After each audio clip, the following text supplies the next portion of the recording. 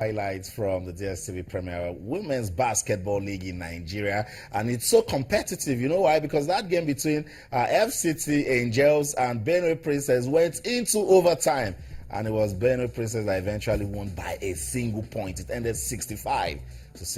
That's competitive basketball right there for you. Femi Adefeso joins us now. Femi, good to have you around. Yeah, it's a pleasure to be back. And you saw that game of basketball. I witnessed it live, and it still keeps ringing in my head each time I think about it.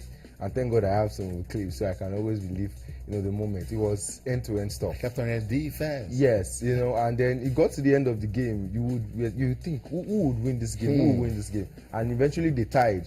After 5-5, and then they had to go into overtime.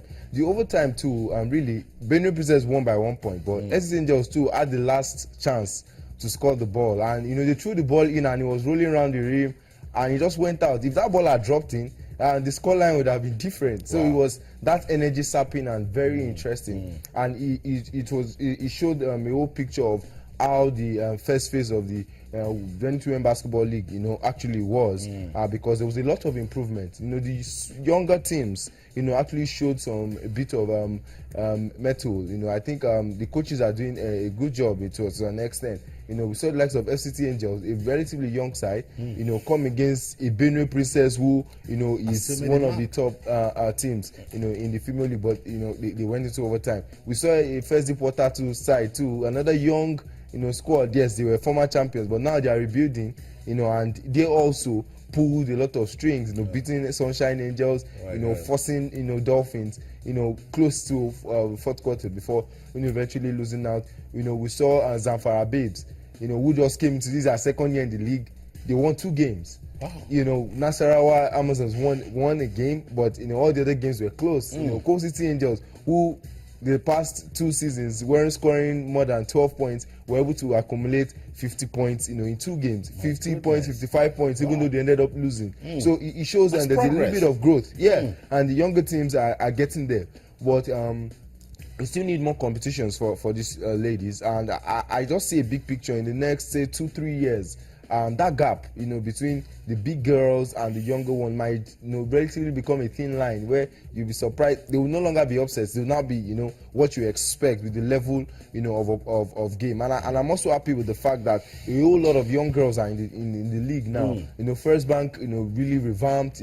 They have an average of about 25 year old, because they have close to like 4 in their early 20s. We have Coal City Angels, we have First Deep Water, we have Sunshine. All of those teams have girls who are 16-year-olds, 17-year-olds, 19-year-olds, 20-year-olds. So it goes to show that there's a lot of progress going on, and the fact that younger generation is in the league as we speak at this moment, it gives you a good picture of what the future will look like. I totally agree. So Femi just telling us the story of a women's basketball in Nigeria going through a developmental phase. That's the league phase 1 already done, and you can see even teams from Zamfara already showing good signs of progress right there. What about the men? What's going on with the men? Yes, the men, but just before I go to the men, the women, the second phase will be taking place on the 9th of April to 19th. We hear Asaba has been marked, to be the host of the second phase, but Akure is on standby. That's right. To just in case anything goes wrong there.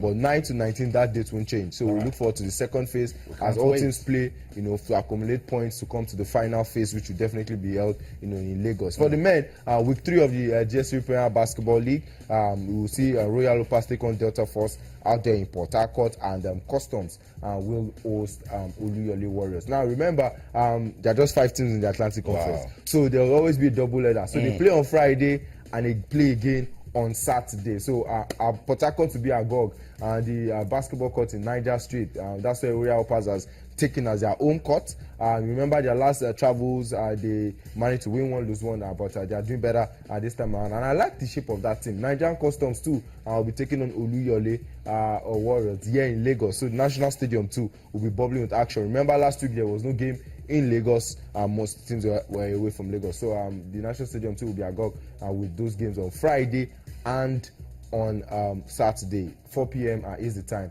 In the Savannah Conference, thank God it's still same of the same, but we'll be playing also 2 games a week this year. But this week, Kada Stars will be hosting Plateau Pigs in Kaduna, while Nigeria Immigration as well, another team based in Kaduna, taking on Kano Pillars. And Mark Mentors, who were surprisingly walked over last week when they were supposed to take on Gombe Bulls, they didn't get there on time. They'll be taking on Niger Porters. And White Kada Stars on Sunday will take on Kano Pillars in Kaduna, and Immigration will take on Plateau Peaks. So that a lot of games will be in Kaduna. So if you're in Kaduna, and rest assured, you will see Kada Stars, Immigration twice this weekend. So it's definitely something to watch out for in there. And of course, Mark Mentors will also resume back in Abuja at the National Stadium Package B there to host Niger Porter. So the season is gradually kicking off. Everybody's still trying to get into the field. We miss the good teams in the Atlantic. No, definitely. What's the league with the Islanders? You would always miss them because they always come up with all this. Let me use the word use local part. They come with a lot of swag. But it's unfortunate because the rules are the rules. The rules are the rules. You just can't go exactly above the rules, and then you expect. Oh, come on! It's quite unfortunate, but I guess the league has to go on, and we hope some things are worked out, and perhaps we see them back next season. It doesn't extend more than that. Okay, all right. Let's just quickly talk about grass developmental basketball, the Youth Alive program. Yes, then week 8 now, Austin. What excites me most about this is we see 23 games every weekend. Now there are no more games on Fridays because of the school calendar. Now Saturday, imagine 23 games going down in Lagos across 3 age grades: under 12, under 16, under 18, and across 3 centers in Ilupeju, in Roe Park, Yaba, and at the Police College basketball court in Lagos. So we're talking about developmental program. Also, let me also tell you something. Part of those girls that are actually playing for different teams, at the Zenith Women Basketball League, actually form this league. And a core of them, about 8 of them, are also part of the under 16 national team. Who are now under 17. To do more for grassroots development. Absolutely. Okay, so that's some of the fixtures for the Lagos Youth Alive. Let's just mention what's going on with the NCCA Final Four Nigerian angle. Yes, of course, Cruz as a Nigerian, the Tiger player who was part of the team that went, to the Nations Cup, Mike Binije. He'll be wearing the orange color as they will play, against their opponents, in the North Carolina, who people tag as the favorite. But Syracuse is known for their defense, while North Carolina for their offense. But I think defense always wins the championship, and I hope they can do that. This year. Mike Binije has been fantastic. His average of about 17 points a game. And on the other side, Villanova has another Nigerian, Daniel Uchefu, as well, who hails from Benue State. Binije from okay, State. So that's both of them right there are doing big things for Nigerian basketball. So that's the show. Thank you so much, Fabian Adivesa, for coming around. And of course, to you, wherever you're in the world watching us, remember you can keep talking to us on Twitter. It's channels_sports, and on Facebook with Channels IFA Sports. That's the show. On behalf of the team, I'm Austin Okonakwa. I'll be back again tomorrow. But until then, in everything you do, remember, let's keep talking sports. Bye for now.